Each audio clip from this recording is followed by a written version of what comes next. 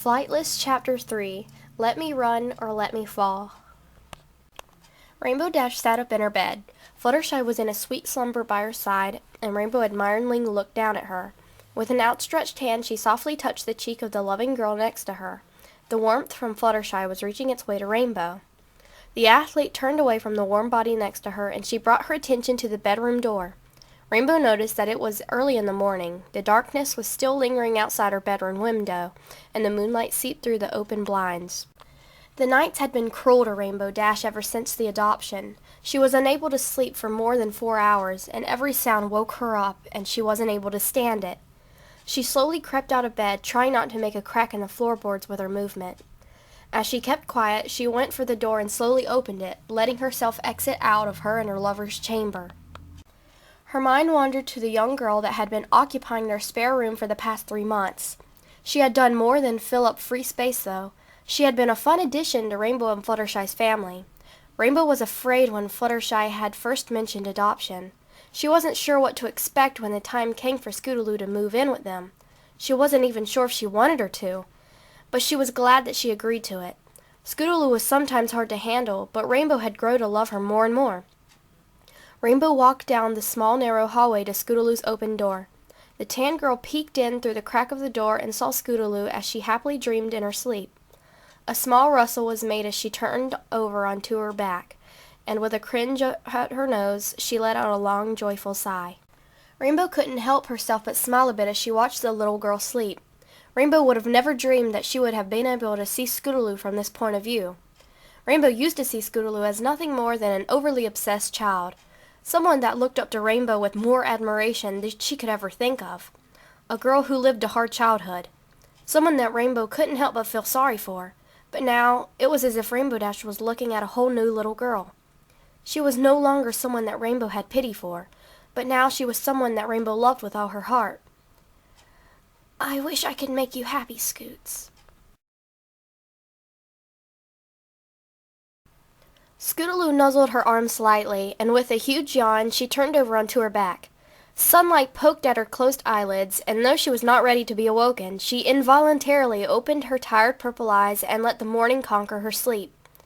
She slowly looked around the room. Posters of the Wonderbolts, the best track team in history, were randomly displayed everywhere. She turned her head over to her nightstand.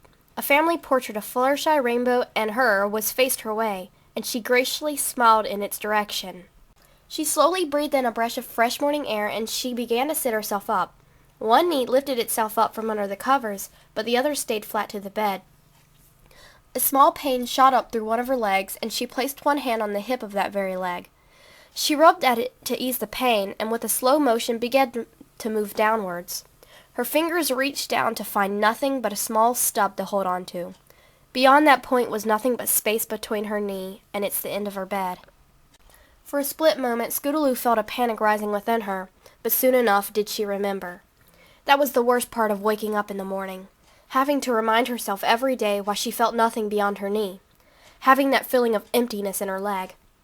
Scootaloo took one last glance at her Wonderbolts poster before turning her body onto the other side of the bed. Her wheelchair was faithfully awaiting her beside her bed, and Scootaloo lifted herself into it as she did every time she woke up. It was as if she knew nothing else but her wheelchair. Truthfully, Scootaloo had no idea what it was like to walk. However, there was nothing she wanted more than to run alongside Rainbow Dash. There was nothing more in this world that she could ask for. A wave of pink flowed by the doorway and swiftly came to a stop. Taking a few steps back, Fluttershy popped her refreshing aqua eyes into the door, and with a brightly lit smile greeted the ever-so-sleepy Scootaloo. "Good morning, sunshine. Would you like any breakfast?"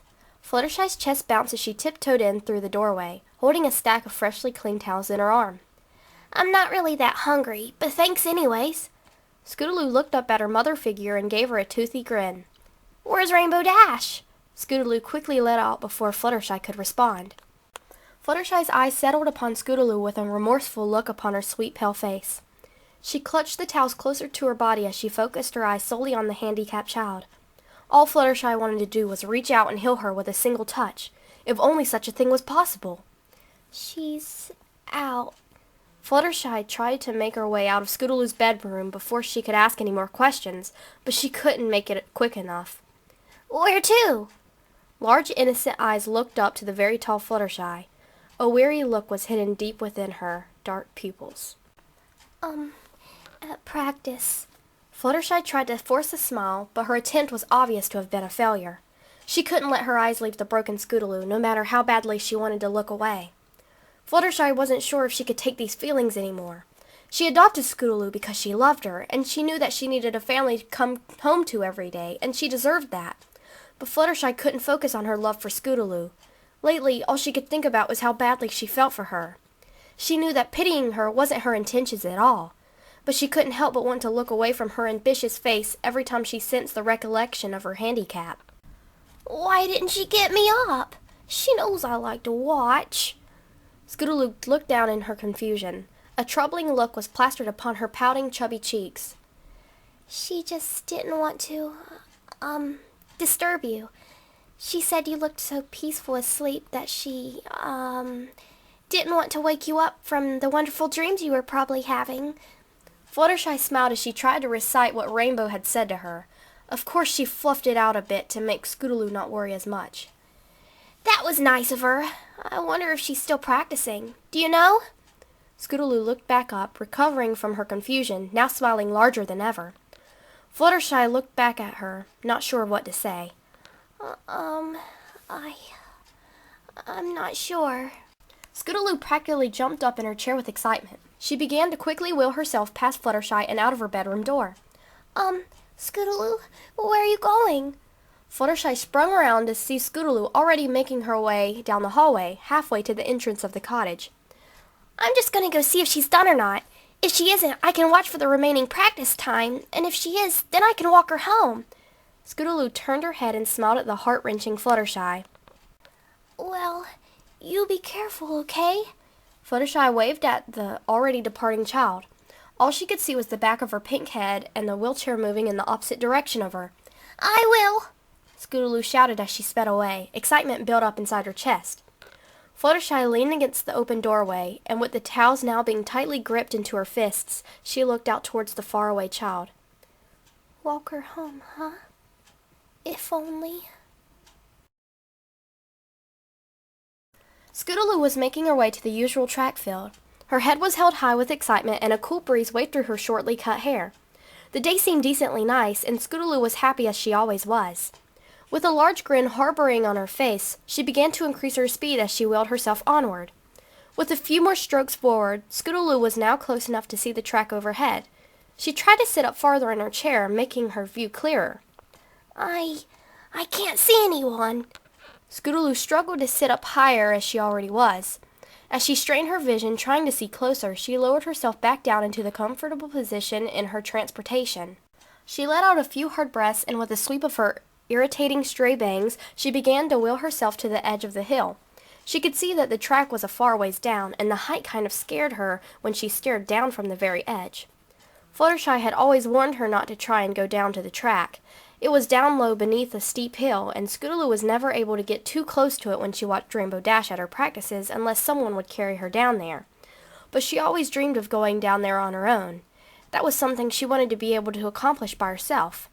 As Scootaloo pondered the situation and the choices she was given, she decided the latter. If I disobey Fluttershy, she might get mad at me. Or worse, Rainbow Dash will.